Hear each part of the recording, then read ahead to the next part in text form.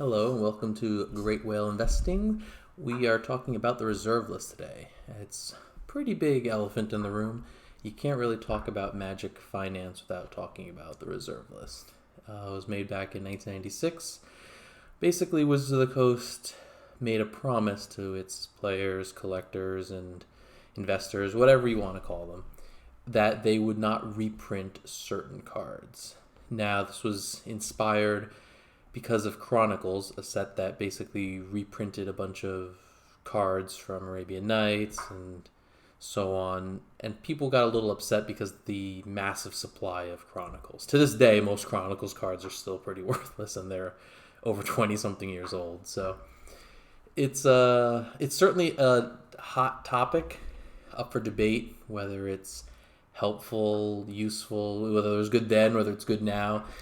It doesn't really matter. On this channel, I'm going to try and avoid talking about the reserve list being a good or a bad thing. Most people that I've talked to about it have their own, they're really stuck in their ways on whether they like it or dislike it or think it's healthy, etc. So we're going to talk a little bit about what it is, though, so you can make your own informed opinion. And we're going to be talking about the reserve list a lot on this channel.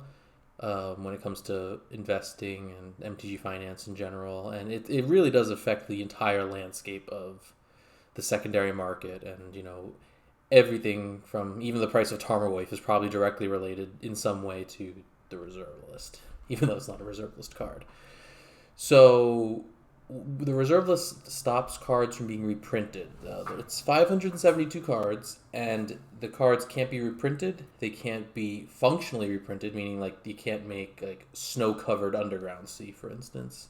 So it stops the reprinting of cards that are functionally identical.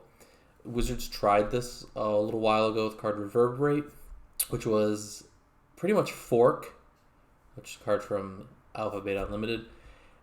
It didn't go very well. People were upset about it.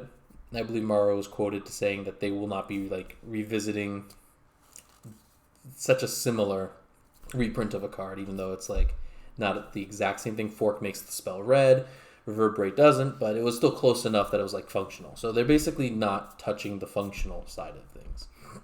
They also can't print cards that are strictly better, meaning that they couldn't print Underground Sea that also taps for green, Underground, Mangrove or whatever.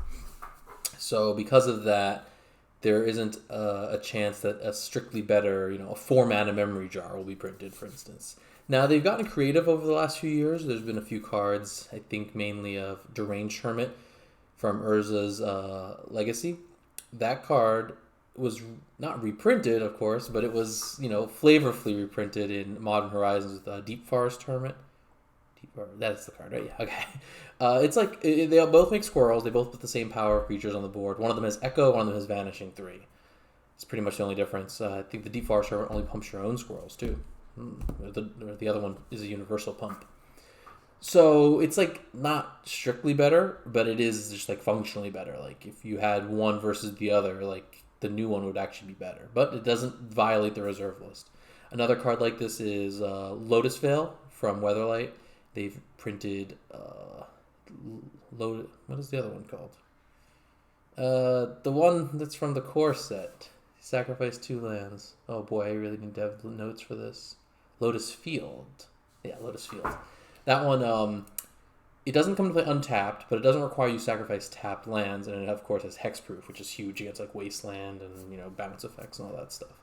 So cards like that are not strictly better, but they're just creative ways to get around the reserve list. I think Wizards can probably experiment a little bit more and get a little bit more, in detail and in depth at creating loopholes around the reserve list. But for the most part, we should probably assume that the reserve list is here to stay. And no matter how many creative workarounds they do with the cards, the individual cards themselves won't be reprinted.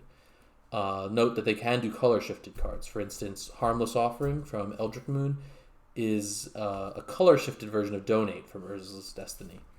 They're the exact same card, word for word, in mana cost and effect, but the only difference is that one is red and one is blue. So, they could probably print Alurin as a, white enchantment tomorrow. It would be fine as far as the reserve list goes. But yeah, so when we're talking about the reserve list, we're going to probably use the assumption that the cards won't be reprinted. that the reserve list is not going anywhere, because generally it's not helpful to consider those things when you're investing. It's like assuming that the stock market will crash, and not investing in stocks, or assuming that all cryptocurrencies become illegal tomorrow and just not buying a Bitcoin. They're like sky is falling scenarios. Like, oh well, yes, the reserve list can be reprinted tomorrow, and yes, there is a non-zero chance of that happening. I think it's very low, but when discussing the reserve list, we're for the most part going to be assuming that it's ironclad. I think at this point, some 20-something years later, despite all the outrage it's had, I think it would have probably, there would have been a little bit more, insight into its reprinting by now. But I think that it's pretty much here to stay.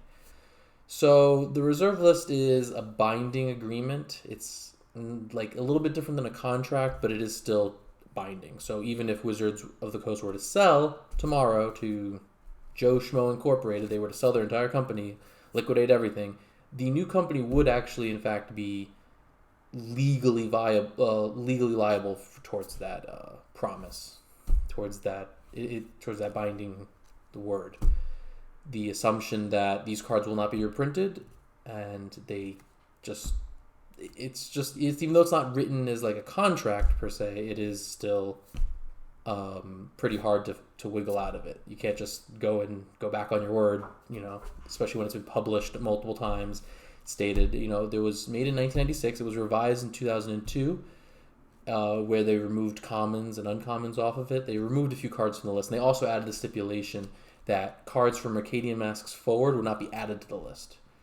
And then in 2009, I think it was, don't quote me on the date, but over 10 years ago, they made the final revisions on the reserve list, which actually removed foils and premium versions from being printed on it. So they also tied up the final loophole in the reserve list, which allowed for further revisions. So some people might say that, oh, well, now they can just always revise the reserve list like they've done multiple times, and they could just add or change things to it. But the last provision was that they would not touch the reserve list anymore, and I think that's probably going to be here to stay. I don't foresee any future cards being added to, taken off the reserve list, any other changes being made. It's just going to be 572 cards. Those cards are on the reserve list. That's the end of the discussion. They can print Gaia's Cradle that comes to play tapped, but maybe Gaia's Cradle comes to play tapped. That's fetchable, but you won't see Gaia's Cradle again. And I think that people get very emotional when they talk about the reserve list. They see it as a barrier of entry. They can't play formats like Legacy. They can't play formats like Vintage. Some of the more expensive EDH decks, have cards like, Time Twister, Gaia's Cradle, Survival of the Fittest, cards that are just, very strong in the deck that you really wish you could have, but you can't because they're expensive. Not everybody can have them. And, it makes people very emotional when talking about it. So on this channel, I'm probably going to try and not address, the emotional side of it. Try not to, get people angry or hot and bothered by it. It's not whether it's here or not is a good thing. It is just here. It's there. There is the reserve list. It exists. There are cards on it. They're not going to get reprinted. That's it. So you can be upset about it. You can be happy about it. It's not really much of debate at this point. But it's going to be coming up on this channel a lot. We're going to be talking about the reserve list. We're going to be talking about cards on it. I'm going to talk about cards that I think are too cheap. Cards I think are, have room to grow, but maybe not so quickly. Cards that are underappreciated. Cards that I have a position in. Cards that I know other people do. So yeah, it's going to mostly serve as like a educational tool, I hope. So yeah, there's the reserve list for you. Thank you. Have a good day.